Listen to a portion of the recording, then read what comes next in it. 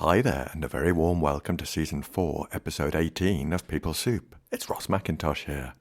What would you describe as your personal values in your illustration work? I think you've touched on them, but I'd just like to tease them out a little bit more. I think, like you said, love. I think there's a lot of love that goes into it, but I think, like you said, connection and community, obviously creativity. Yeah, I guess compassion.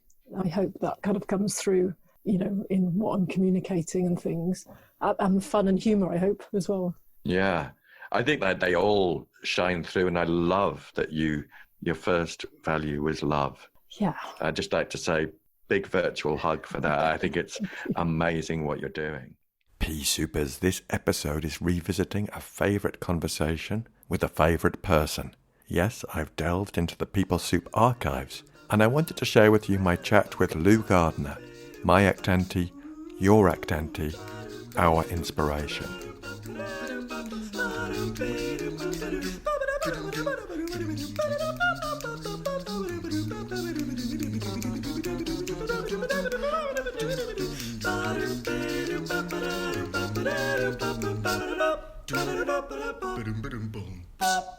Over the last few days, I've been feeling a bit adrift and overwhelmed. The enormity of business planning, the complexity of my residency application, improving my Spanish, it's all felt a bit like, adrift is the word I would use, a la deriva in Spanish, for those who are interested. And as an aside, these feelings are nothing to do with Blue Monday, which is a nonsense created by marketing folk. I've also been trying to think of a topic for the podcast episode this week, and my mind's been all over the shop, lots of possibilities. One of the things I'm going to focus on this year is work recovery. So in my search for inspiration, I decided to listen back to my chat with Lou. Now that Lou is no longer with us, I miss her tremendously. Her fun, her love, her creativity, her courage, her energy. Many days when something absurd or bizarre happens, I think, I'd love to tell Lou all about that, which, to be honest, I go ahead and do anyway, in my head. I also told Lou about my award in her name. You can read more about that, the Louise Gardner Award, in the show notes. And I'm so proud to receive that award from Chris and 365 Days of Compassion. Once I'd listened to Lou, I felt hugged, inspired, sad, and grateful. So I thought I'd share it with you too, in case it helps. What I'm doing through People Soup is trying to take a stand for what's possible at work and show people how they can build that possibility for themselves. For me, what Lou illustrates and role models for us in this chat is her creative connection with her values, which gave her direction, and she also showed us the way she relates to her old friend anxiety, whilst courageously pursuing her purpose. People Soup is an award-winning podcast where we share evidence-based behavioural science in a way that's practical, accessible, and fun, to nourish your mind to flourish at work. Let's take a quick scoot over to the news desk. Reviews are in for The Kindness of Strangers with Big G, our last episode. Melanie Labarre said, "Oh Ross, my heart swelled to bursting when he said he would keep the card forever. Your dad's humanity never fails to make me feel hopeful and a sense of profound satisfaction that I walk the earth at the same time as he does. Bravo, Ross's dad. You are the best of us." Wow. Thank you so much, Melanie. A great friend of the show and a great fan of Big G. On Twitter, Dr. Richard Coates said, "Simply a beautiful episode. Listening to Big G made me smile joyfully and brought tears to my eyes. What lucky dogs and humans to come across your dad on his daily walks, whatever the weather. I love that Big G has added more and more to his rucksack, so he is something for all." And Richard goes on to say, "What an impact this daily habit of exercising kindness has on your dad too. It's clear how much it means to him. Well-doing and well-being. Thank you, Big G. Kindness and love to you." Thank you, Richard. I love the way you summarised that. And yes, I can verify that Dad's bag does get heavier and heavier the more things he carries. For now, get a brew on and have a listen to my chat from the People Soup archive with Lou Gardner, our ACT Auntie.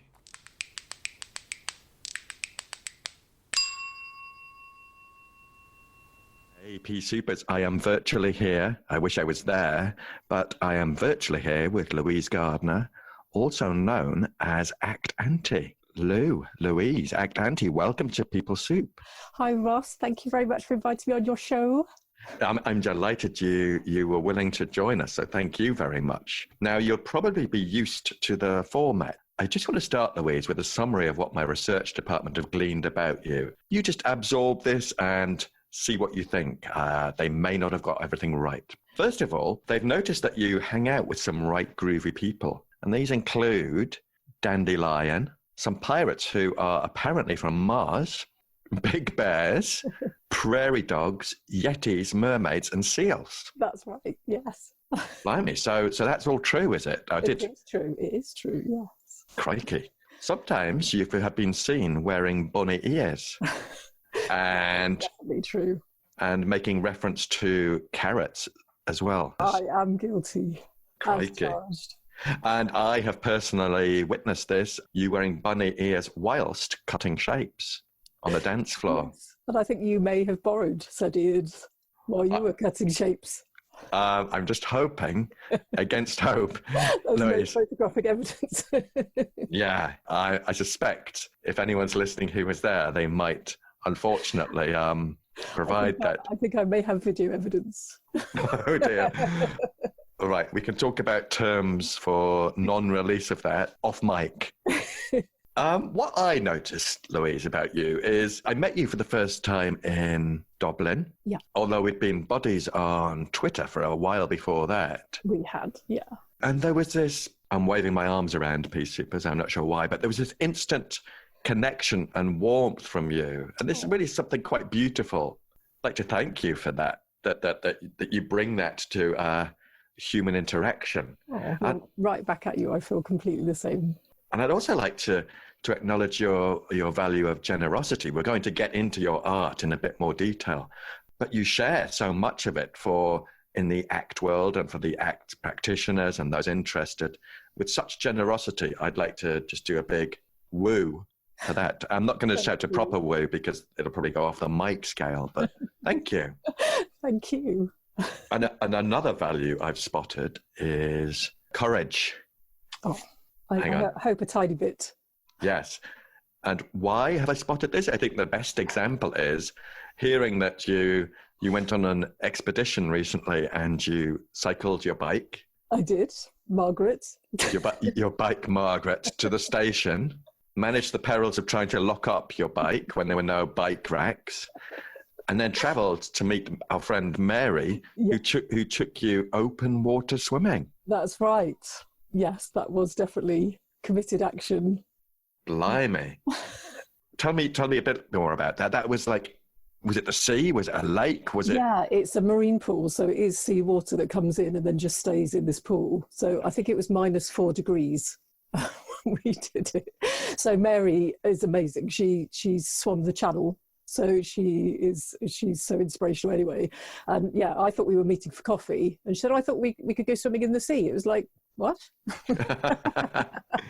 Everything in my body and my literally straight away was like, no, thank you. She was like, oh, you'll love it. And I just thought, you know what? If I did that, I'd be so chuffed with myself. That would be a real achievement to do that, because I'm actually not a very, very good swimmer. I'm scared of deep water.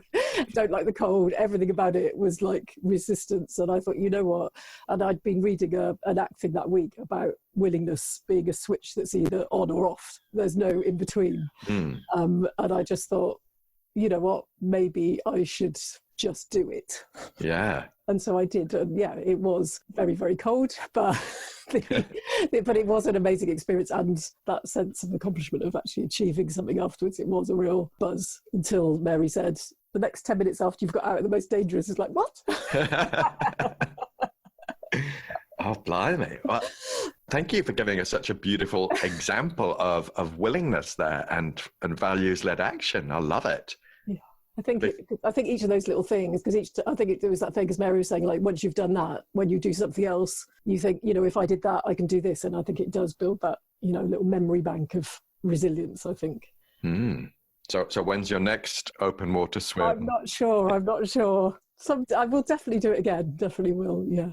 I think Mary will persuade you. Yes, I think so. She's very persuasive. So the last bit of my research department, they said they thought that in a sort of political way, Louise might not want to turn up on your little podcast now, because she's actually appeared recently on the British Broadcasting Corporation brackets Somerset in a radio interview. That's right. Yes. And I thought, in at the deep end again. Literally, my first interview was a live radio interview, so that was pretty scary. But using my ACT skills, I made room. oh, brilliant! And I listened. Lots of feelings. Oh, yeah. I listened and thought it was fantastic. Oh, thank you. And again, my inner critic had lots to say about it. But yes, using my ACT skills, I could thank it for its helpful advice. Yeah, my inner critic was going, "Look at you with your tin pot mic and your dodgy headphones. It's hardly like BBC Somerset." But I've got over that, I think. Now, that's what my research department have gleaned, and we'll put the link to your, if we may, to your BBC Somerset interview as well in the show notes. So, Louise, I wonder if you'd like to just introduce yourself a bit to the Pea Supers. Tell us a bit about what you do, how you got into art, and give us a bit of a flavour of what's got you to where you are now.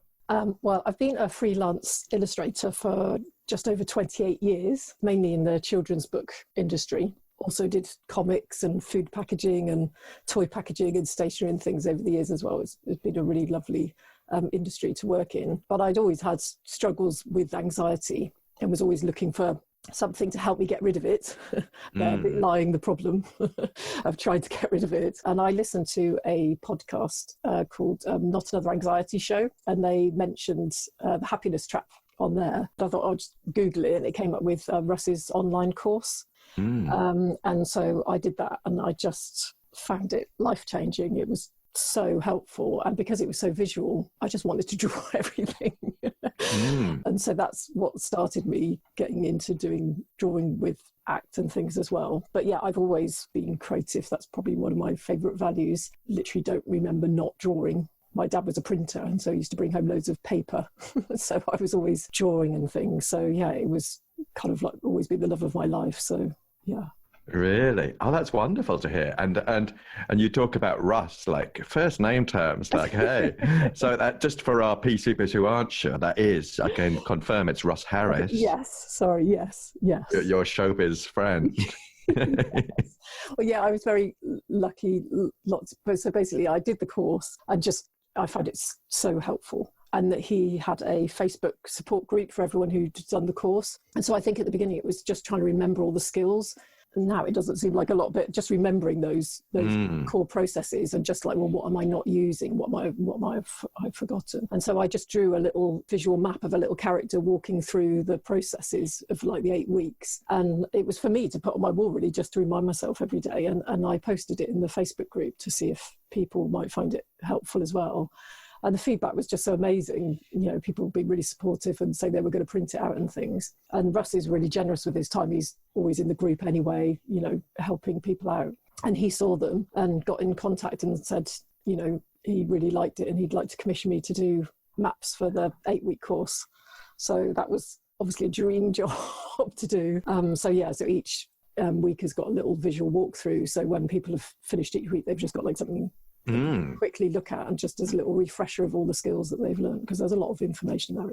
Wow, I love hearing this story of how you came upon the course through the podcast.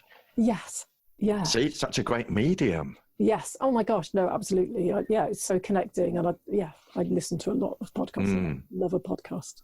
and enormous respect to Russ Harris, who was one of the primary leaders in getting ACT out there to people. It's phenomenal, the work he does. The first book I read on ACT was The Happiness Trap. Yeah, like you said, I think for so many people that is how they discover ACT through Russ's work. And then I just was so enthusiastic about it. I just thought, how does more people not know about this? Because whenever I told people about it, no one had heard about it. And I just thought, God, this is so important. This is so helpful. I could just see how it could help so many people. And then because I was boring friends talking about it so much, someone said, well, you know, could you teach it? And I thought, could I teach it? I don't know. And it was just like, as soon as that had kind of got in my mind, and then I saw that Russ was coming to, so that was September 2017, I did the course. And then he was coming to London in July 2018 to do ACT Made Simple and ACT for Trauma workshops. So I did those. And then since then, I've done some more training in Birmingham and Bristol, with Louise Hayes and Joe Oliver, and I just kind of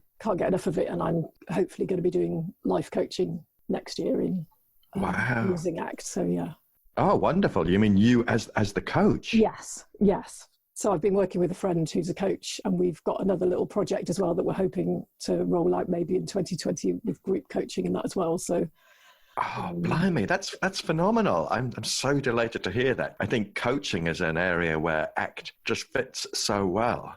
Well, I just feel so passionate about it. And just whenever, there's, I don't know, just being able to pass on the information and help other people that might be feeling stuck. Because I think for me, that's the whole thing. I think a lot of people, when you struggle with anxiety, you take it so personally and think you're broken or weak. And it's so not that. You are just stuck. And most of us just haven't been given the skills. And I think once you've got the skills, I mean, that can just be transformative. Thank you so much for your openness. I think I certainly resonate with that sometimes I still feel like that very anxious child. Yes, me too.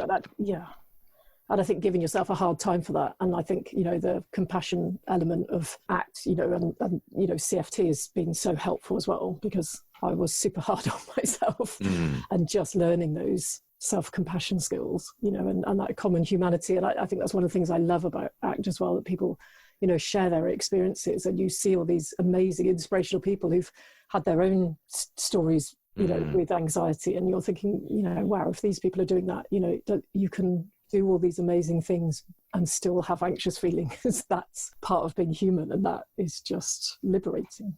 I love the way you describe this, because it's about, we're doing this now. You put your work out there in a way. This is us putting a collaborative piece of work out there. Yeah. And it's not without anxiety doing this. Yeah, absolutely. And like you said, my mind was telling me all the things this morning, all the stupid things I was going to say, and like you said, but it's making room for those. And like you said, diffusion skills and, noticing those stories and naming them and naming the body sensations. But like you said, in the following our values, and that's what gets you moving, is actually something bigger than those feelings, something more important than those feelings.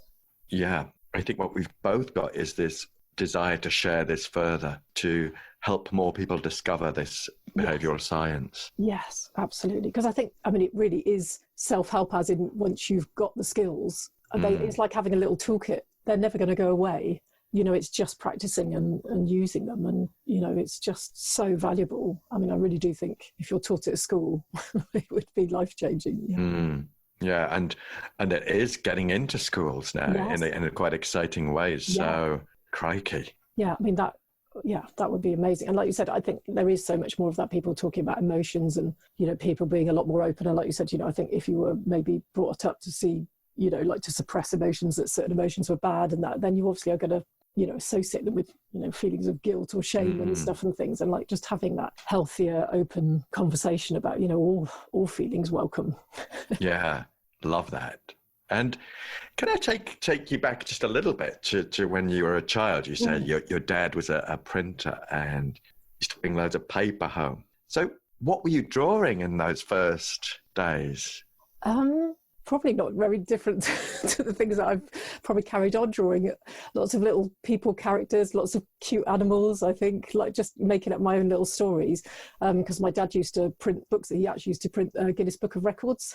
Oh, wow. And they used to print like children's books sometimes as well. So I had quite a lot of children's books. And to me, that was just kind of escape.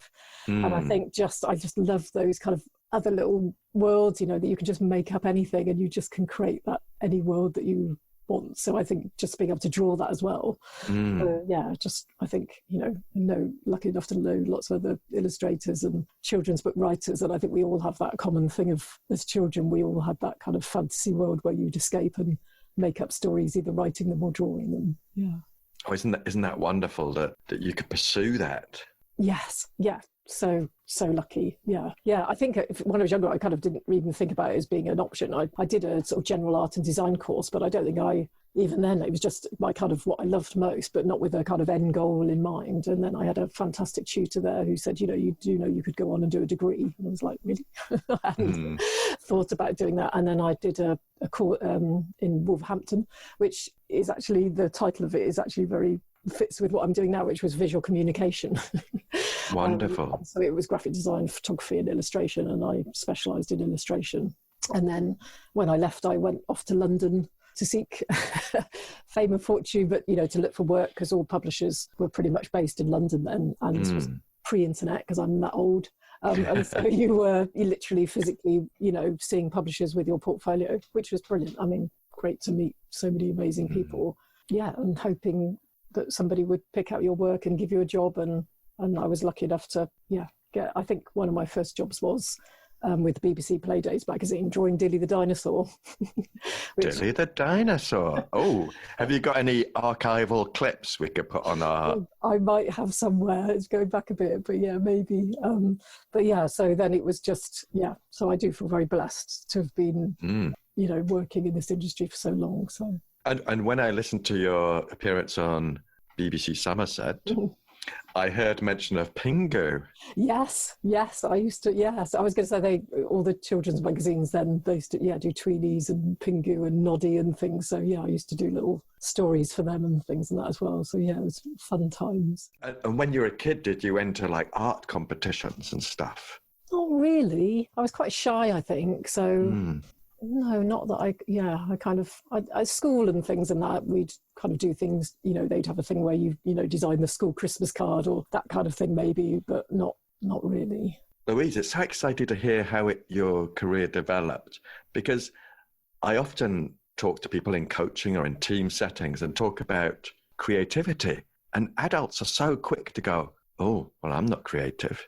Yes, I think everybody is creative. And like you said, when people always say, oh, I couldn't do what you do, but I always say it is just practice, and people absolutely can do it, and it doesn't have to be in that medium, and it's just that expression. I think all arts, dancing, singing, painting, drawing, photography, everybody's got a creative outlet, and I think that's so important. And I think what we often fail to recognize or omit from our consideration of being creative is that practice. Yes. Yeah, absolutely. Yeah. It's not like you woke up one day with a pencil and thought, hey, I'm going to be an illustrator. Yeah. This is hours and days and months and years of practice. Yes. Yeah. And same as, like you said, if you're going to play a piano or something, none of us are going to be good. Well, I don't think I'd ever be good at that. But like you said, it is just putting in, but so it's having the enjoyment, like wanting that end thing. But I think, like you said, as well, lots of people do, like the colouring in books and stuff and things. It doesn't have to be, I think there's still so much pleasure to be just in that moment, choosing colours or, whatever it is, or, there's so many creative outlets, baking and cooking and, they're all creative, just creating something from nothing almost, that is. I think it's quite a profound human thing. To do this. Yeah, and I think it's it's such a unique human thing, isn't it? I think. Absolutely. Yeah, and the best of, society, when you look at like the times where human beings have actually managed to not fuck everything up. Do you know what I mean? But like societies, they were about, theatre and sport and painting and singing and dancing. It is those creative arts, I think, that are so important, and very sad, I think, that we're kind of losing those in schools. Yeah. Because I think, I think for mental health and that, they are really good. I mean, we need those, they are about pleasure, really. I mean, there are how many things in life that just are about joy, expressing pleasure and joy. I mean, like, that is what they're about, really, aren't they? And sharing love, I guess, like baking and things. People put love into those things, or singing a song or writing a poem. I mean, it is an expression of, that sounds a bit strange, I guess, but, I think that is what creativity is, really. Yeah, let's get that out there. Yeah. What could you do that's creative today, Pea Supers? Yeah. If it's writing a limerick or making a cake or making cheese on toast, that could be an act of love. Yes. And well, our lovely friend Rose, I mean, she made me the most amazing embroidery quilt. And that was just, I was so touched. There's so, to me, that's love, and it's just like, so all the values of kindness and generosity and love and creativity and that. Yeah. Now, Lou, being a Pea Super, you'll know that I ask my guests for a song. And this is a song that you'd be happy to use to announce your arrival in all life scenarios for the next few weeks, whether it's you arriving to meet Mary, whether it's you entering a room to meet friends or whatever. Now, I did tell you this in advance, so I don't know if you had a chance to think about a song. I did, and I am hoping you will sing it. Oh, That's crikey. my favourite bit of your show. Is when Oh, you no. No pressure then, though. My song is Katy Perry Raw. Oh, you devil. Right. And can I ask, before I try and drag through my memory network? You have to drop that back in with you singing along. No, I'm going to give it a go right now. Yeah. But why this one? For me, it kind of, I guess, sums up two things. I think how ACT has impacted my life, because for me it's been really empowering. That's the word I use a lot, that I think with my work, I want it to help empower other people, because it does feel like it's given my life back on lots of levels, I think. So it feels almost like a new, improved me. So it is that kind of thing of like wanting to live life to the full and like saying, here I am and being brave. I think that kind of tiger is courageous. I think, for a lot of time I was more like a little mouse, and I still love that little mouse bit. It's in my top pocket. But I think, that kind of tiger, but I think with some of the stuff that I've learned about with CFT, we have those compassionate kind of companions, and there's like a fierce protector. And for me, this kind of like sums up that as well, that kind of fierce protective side. So are you going to join me in having a go here? I'm not sure. Okay, let me think. I want to check I've got the right one first. Does it go something? Has it got that in it? We're probably not allowed to play any of it, are we? Because well, I'm never really sure. I think no one's going to sue me for thinking I'm going to. I would offer to sing it, but my singing voice is probably not anything anyone wants to hear. Well, yeah, you and me That'll both. be my next committed action. Yeah, I do go to singing. I do go to a singing group, so that is committed action. Well, for secret out. enjoyment. I can feel a Christmas album coming on. Yes. Oh my gosh, I think that sounds good. What do you think? Act for Christmas. The reason act for Christmas, right? When are we? When are we? It'd be like Live Aid. Yeah, like the sound of this. Oh my gosh! Yeah, with guests. We've got plenty. Oh yeah, we've got a lot of guests. I think you should do that. Or can you imagine that? We could get them all together, like on a massive group Zoom. We could all do a. Oh my like goodness! A Live Aid style. You've got to do that. No, you've said it. Right, that'll have to be for next Christmas, I think. Yes. Just reining in our ambition slightly. But I'm thinking, we are the world. Yes. We are the children. Because I always want to put my hand on my ear like that. Now, P Supers, it may have come as a surprise that I couldn't quite nail the song in the recording session for this podcast. Katy Perry's not high on my playlist for this year. So, I'm now going to present a little part of it to you, and I think there's a message for us all here. And I'd like to dedicate this to my friend Lou. Right, P Supers, I am ready as I'll ever be. So let me just have a sip of tea. And let's crack on.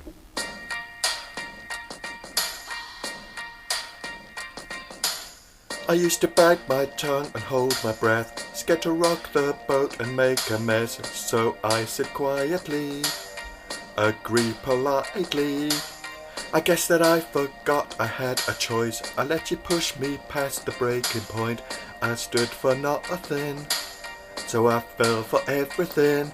You held me down, but I got up, already brushing off the dust. You hear my voice, you hear that sound?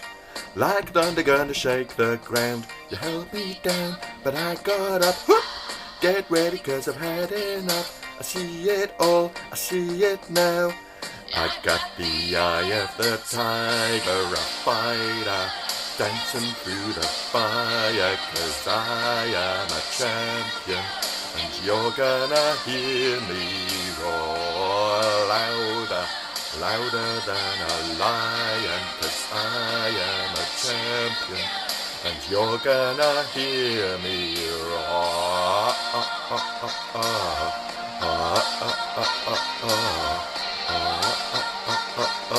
You're gonna hear me roar. Now I'm floating like a butterfly, stinging like a bee. I earned my stripes. I went from zero to my own hero.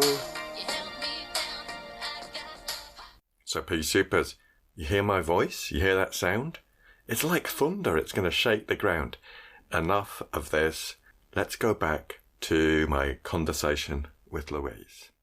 Thank you. Thank you for that. And I now always imagine that song with you. Yes. When I see I think you. when I'm doing something, that is my kind of like, I put it on when I'm doing something that, like, come on, we can do this.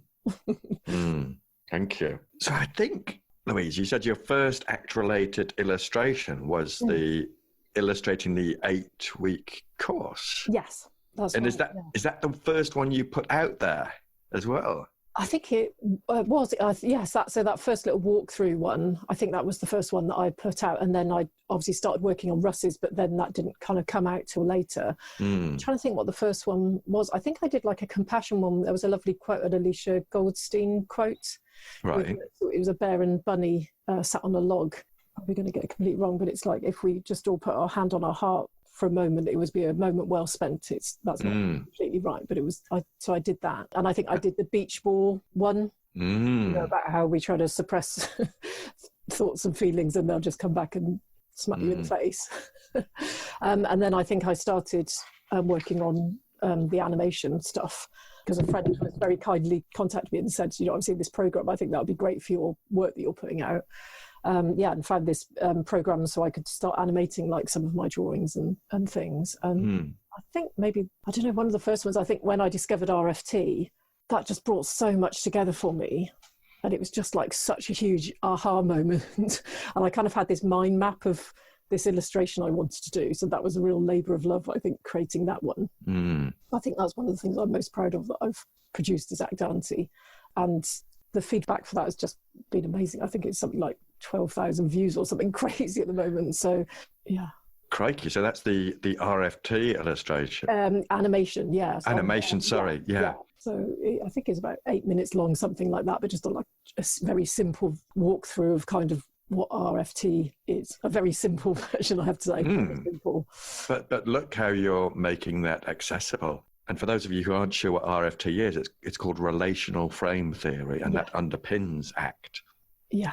It's traditionally seen as, oh my gosh, RFT is too difficult for me. Yes, and it was just, for me, it was just seeing how we create these thought patterns and just, realising there's no undo button and how we can get caught up in it. It can be so sticky, but, having that self as context, being able to step away from it and, and that self-compassion of knowing it's not your fault, all that information that we're given when we're younger that we take on board as, in our thought repertoire, like you said, of when we're stressed or scared, we probably always go back to those automatic thoughts, those inner critic thoughts and things. And it's really that ACT Auntie approach. It's got that simplicity and warmth, but it's really informative. And I'm not surprised it's had 12,000 views. Hopefully we'll get some more because people will want to go and look at it. Yeah. What would you describe as your personal values in your illustration work? I think you've touched on them, but I'd just like to tease them out a little bit more. I think, like you said, love. I think there's a lot of love that goes into it. But I think, like you said, connection and community, obviously creativity. Yeah, I guess compassion. I hope that kind of comes through, in what I'm communicating and things. And fun and humour, I hope, as well. Yeah, I think that they all shine through. And I love that your first value was love. Yeah. I'd just like to say, big virtual hug for that. I think it's amazing what you're doing. And I think that's the thing that everyone I meet, or the experts, as I like to call them, nice. That is, it is that passion, but it is love. It's so much care for people, and wanting to help people, that it always feels, it feels like such an amazing community. And we talked about putting our stuff out there, your stuff, audio stuff, whatever, out there as a courageous act. Is there anything that gets in the way of you thinking, right, I've done this illustration, I'm going to share it? I think there's always that kind of self-doubt, I think, when you put anything out, because it is very personal, isn't it? And you're obviously thinking, what are other people going to think of this? Or, they're going to be judging me, which, the human mind is always going to be judging, so they will be judging. But I think, like you said, as long as you feel that you're offering something, of worth, hopefully, we were saying if, like, even if one person finds some value in it, like you said, of just trying to communicate out there about ACT and stuff, that if just one person finds it useful and goes on, to help change their life for the better by using it, then, that's incredible. I think if we were just trying to spread this message and spread it out, that's the important thing, I think. But yes, definitely do have those inner critic. And I think, you know, like you said, I think that's so normal. Like I said, I'm very lucky to know lots of super talented illustrators whose work, a lot of it I would just never be able to compare to. And I know they have the same thoughts, that they look on Instagram and look at other artists and think, why do I even bother? And you're like, what? How are you thinking that? But I think we all have that, you know, thing. But maybe that's what motivates us to keep trying, to keep improving as well. So maybe it's not a bad thing.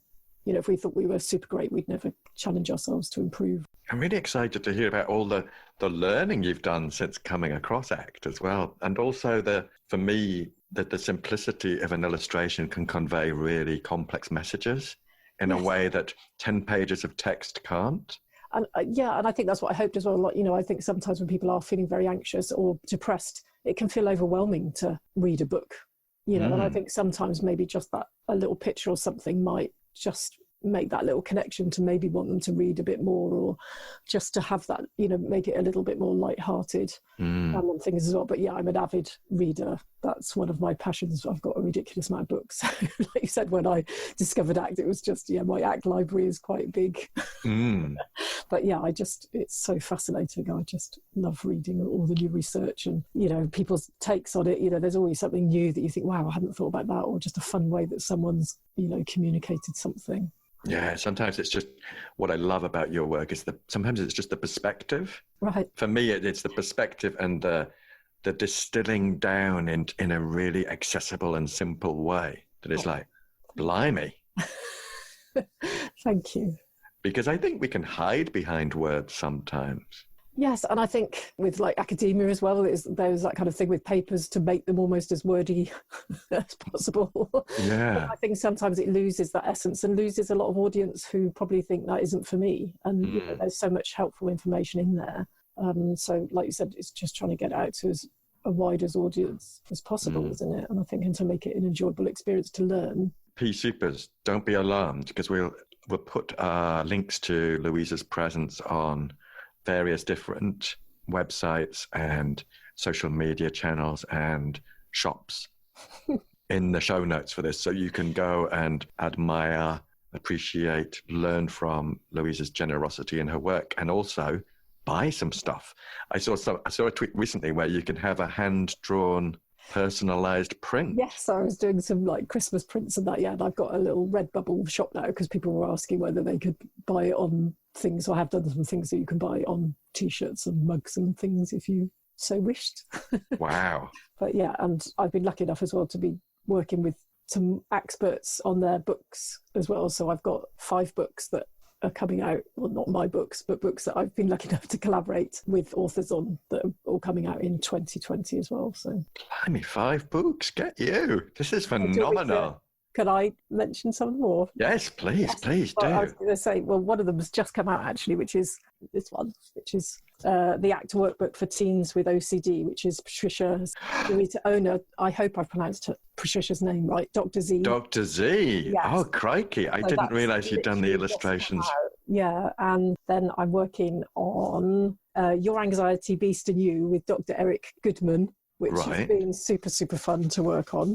And Mindfulness and Acceptance Workbook for Self-Esteem, a practical guide to build self-compassion and self-acceptance with Dr. Joe Oliver and Dr. Richard Bennett. Blimey. And the Little Depression Workbook and the Little Anxiety Workbook with Dr. Michael Sinclair. Wow. For all our super lovely friends. So that has been a joy to work with everybody. Goodness. I'm super excited for them to come out for the general public because they're all going to be amazing books. I think all going to be so helpful. So I've been lucky enough to see some of the content, and yeah, I'm just thinking, wow, I would have loved to have read these books. I will be reading them, but it's like when I was struggling and looking for something, absolutely, they would have been so perfect. Yeah. Oh, I didn't realise there was this depth of engagement with the experts and. Crikey. I think I've just been really lucky because, like you said, I think we just, like you said, that lovely kind of Twitter, kind of community going on. And I think having, like you said, meeting people at Dublin and, Birmingham and Bristol and that as well has been. Yeah. Now, I've got a question. Do you have any idea what your most popular work has been? Because I think we've had the animation, the RFT animation. Is there a static image that you think, oh, that's been mega popular, that's really resonated? I think the little ACT map the walkthrough, I think people have found that really helpful. And I had someone saying that they've used it in their workshops and used it as a mindfulness colouring in at the same time, so people could take it away. But yeah, I've had such lovely feedback because I've got an art group for like people who are using the artwork, and I've had so many therapists saying they're using it in session or giving it to their clients to take away at the end and things. And I've had some people from the NHS saying they've framed them up and things like that. And I've had amazing people translate them. So there's been loads of different translations now and stuff. Wow, look at the impact you've made. Yeah, I do feel super lucky. It just feels so rewarding because I think, like you said, it is that. And I know Steve Hayes said that, turning pain into purpose, it's this the anxiety, which for so many years I saw as a kind of burden, has actually been a kind of turning point to discover this amazing thing and to be able to combine the art and act. It's like two things I feel so passionate about.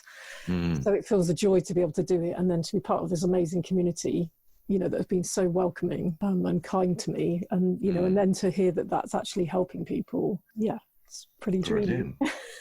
And I'd just like to say, it ain't just luck. Oh, thank you. So, Louise, I like to ask my guests for a takeaway. Is there anything you would like to put out there for our Peace Supers who are listening that maybe they could try or just reflect on? I think for me, it's just learning through ACT that you're not broken, you're just stuck, and that ACT can help you get unstuck. And it's never too late. You can always learn new skills and you can change and grow and evolve, and you don't have to just survive, you can thrive.